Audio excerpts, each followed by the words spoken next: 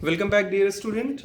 In this video, I am just going to resume the summary of your English second and English first paper, literature and grammar section. Okay, we have already talked about a movie, that is Merchant of Venice, a play, and short story. The first scene and first act, first act and first scene of a movie is the syllabus of your first term. And from short story Chief Serial, chapter number first is your syllabus for the first term. And from poem, chapter number 1, Heart of the Tree, is the syllabus of your first term. Okay, in this video I'm just going to summarize this poem, what the poet has want to reveal through this poem, and will instruct you how to write the answers, what you have to put down in your answers, that will help you to score more and more marks. Okay, The Heart of the Tree. This poem has been written by Harry Berner. Berner had just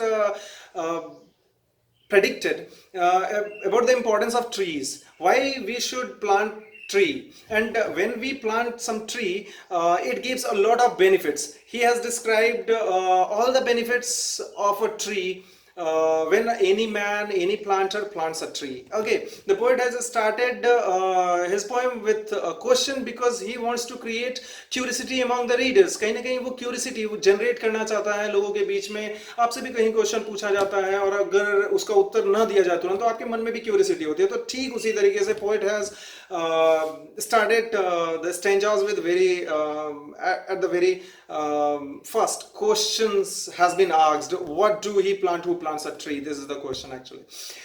In the very first stanza, the poet has described about the importance of trees, how the plants is beneficial for us, what plant do for us. Plants जो है वो क्या हमारे लिए करते हैं, वो कैसे बेनिफिशियल हैं, वो सन और स्काई के फ्रेंड हैं, कैसे फ्रेंड हैं, ये क्वेश्चन से राइज यहाँ से किए जा सकते हैं.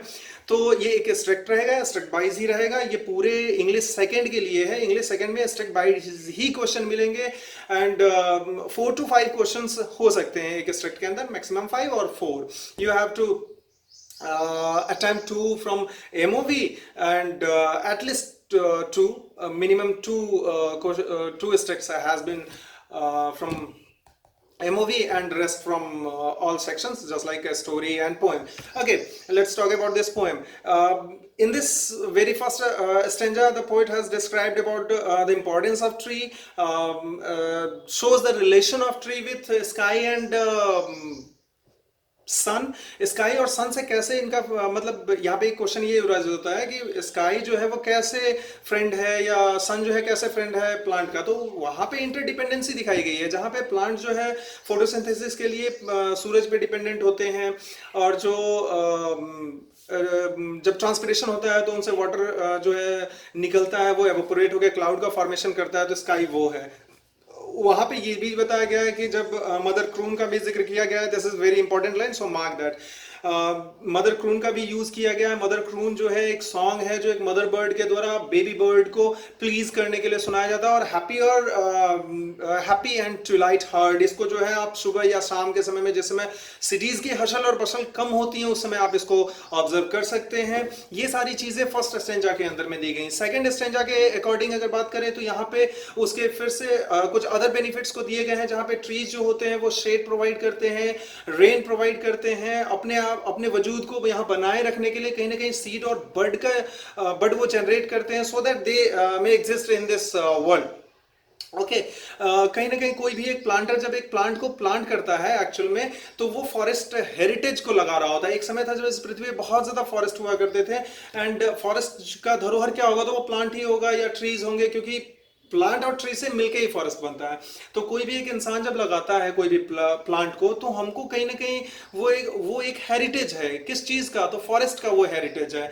ये सारी चीजें सेकंड स्ट्रक्ट में दी गई. और थर्ड स्ट्रक्ट के अंदर में कहीं ना कहीं ये चीज बताया गया कि नेशन जो है वो ग्रो करता चला गया, लेकिन प्लांट्स जो है हम लोग सिविलाइज्ड होते चले गए, लेकिन कहीं ना कहीं डिफॉरेस्टेट करते चले गए उस एरिया को, जो कि एक सटायर है, एक मॉक है, एक क्रिटिसिज्म है उसके ऊपर जो कोई प्लांट को प्लांट करता है कहीं पे.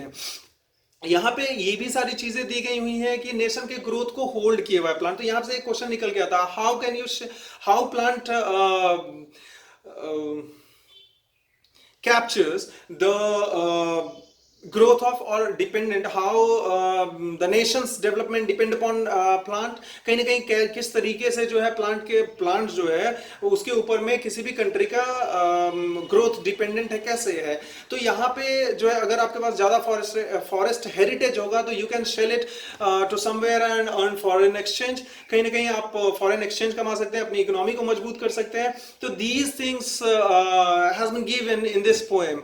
Okay, let's talk about question and answer, how to answer that। you have to follow only one thing, that is जितना भी क्वेश्चन के अंदर में पूछा गया है, what are the things that has been asked in your question, please answer to that only। No need to write a lot of things.